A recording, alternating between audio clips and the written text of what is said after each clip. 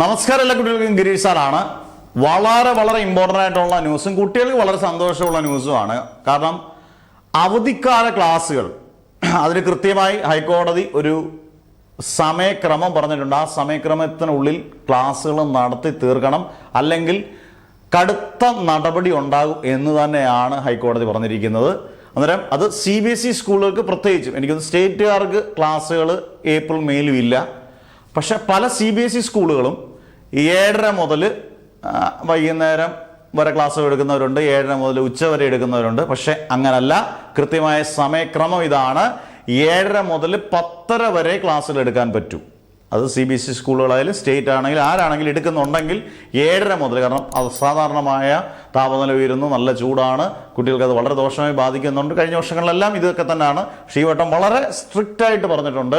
7:30 മുതൽ 10:30 വരെ മാത്രമേ നിങ്ങൾക്ക് ക്ലാസ്സിൽ എടുക്കാൻ പറ്റത്തുള്ളൂ. CBSE സ്കൂളുകൾ പ്രത്യേകം ശ്രദ്ധിക്കുക, 10:30 ശേഷം ക്ലാസ്സിൽ എടുക്കാൻ പറ്റത്തില്ല എന്നുള്ളതാണ്. അന്നേരം അതിൻ്റെ അടിസ്ഥാനത്തിലായിരിക്കും ചില സ്കൂളിൽ ഒരുപാട് കുട്ടികൾ പറയുന്നുണ്ട് ഇതുപോലെ വൈകുന്നേരം വരെ ക്ലാസ്സാണ്, ഉച്ചയ്ക്ക് നട്ടുച്ചയ്ക്കൊക്കെയാണ് വിടുന്നത്. അന്നേരം അങ്ങനെയുള്ളവർക്ക് കുട്ടികൾക്ക് കംപ്ലൈൻറ്റ് ചെയ്യാം, കാരണം അത് തെറ്റായ കാര്യമാണ്. അന്നേരം അവധിക്കാല ക്ലാസ്സുകൾ ഇനി ട്യൂഷൻ ആണെങ്കിൽ പോലും 7:30ക്കും 10:30ക്കും ഇടയിൽ നിൽക്കണമെന്നുള്ളതാണ്. ട്യൂഷൻ ക്ലാസ്സുകളാണെങ്കിൽ, ഇത് ട്യൂട്ടോറിയലാണെങ്കിലും പ്രൈവറ്റ് ട്യൂഷൻ ആണെങ്കിലും എല്ലാം 7:30ക്കും 10:30ക്കും ഇടയിൽ നിൽക്കണമെന്നുള്ളതാണ്.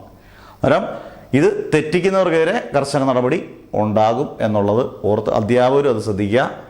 കാരണം ഇത് എല്ലാവരുടെയാണ്, നമ്മുടെ കുഞ്ഞുങ്ങളോടാണ്. വളരെ ഗംഭീരമായ ചൂട് ഓരോ ദിവസവും കൂടിക്കൊണ്ടിരിക്കുകയാണ്. താപനില കൂടുന്നതിനനുസരിച്ച് കുട്ടികൾ തളർന്നുകൊണ്ടിരിക്കും. അന്നേരം പോർഷൻ തീർക്കാൻ വേണ്ടി ധൃതി പിടിച്ച് ആവേശം കാണിച്ച് അബദ്ധത്തിൽ ചാടരുത്. ഒന്ന് ഓർമ്മയിൽ വെച്ചേക്കുക, നെവർ എവർ ഗിവ് അപ്പ്.